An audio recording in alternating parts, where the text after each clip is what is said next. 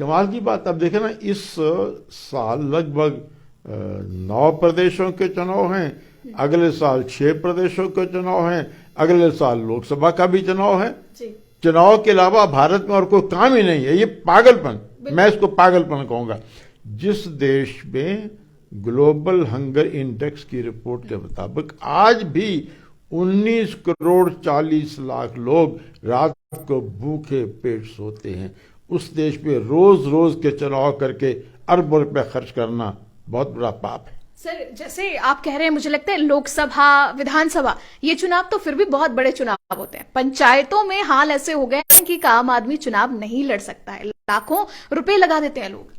देखिए, अटल जी के समय मैं मुख्यमंत्री था, मैं और भैरव सिंह शेखावत बैठकर विचार करते थे, इस विषय पर बड़े गंभीरता से विचार किया था जी। और फिर अटल जी ने हमारी बात मानी,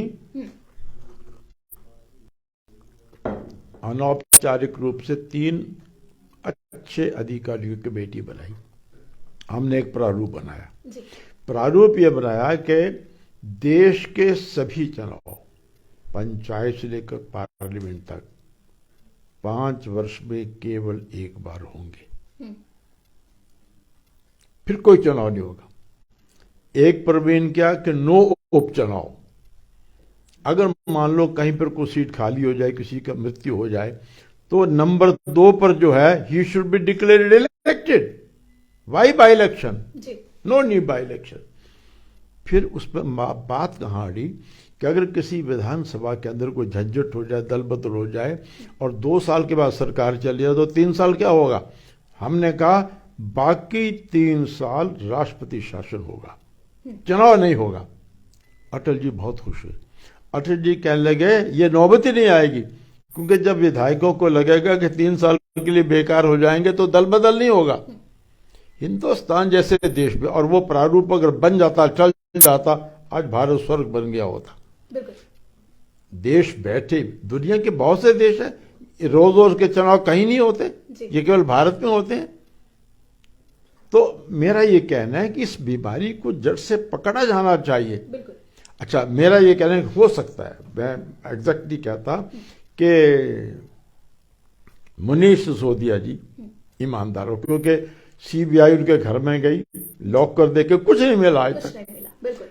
हो सकता है कि चुनाव के लिए पैसा इकट्ठा करने के लिए उन्होंने पॉलिसी में कुछ ऐसा वैसा किया होगा ताकि कुछ व्यापारियों को फायदा हो और उस फायदे में से वो चुनाव के लिए पैसा ले सके।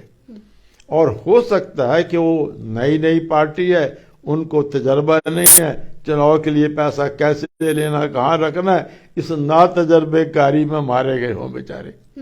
हो सकता है, बेईमानी भी क्यों, ये तो कानून बताएगा। लेकिन मुझे लगता है कि पार्टी के लिए धन इकट्ठा हर एक को करना पड़ता है। कितनी मुश्किल मुझे आती थी मैं जानता हूँ, ये तो भगवान की बड़ी कृपा है कि मैं साफ सुथरा निकल आया वहां से, लेकिन बहुत कठिन होता है। तो इस बुनियादी समस्या पर देश विचार करे, इसमें से कोई ना कोई हल निकाले। अगर बाकी देश निकाल सकते हैं तो हम क्यों नहीं निकाल सकते? संविधान में बदलना है तो संविधान को बदलो। संविधान हमारे लिए है, हम संविधान के लिए नहीं।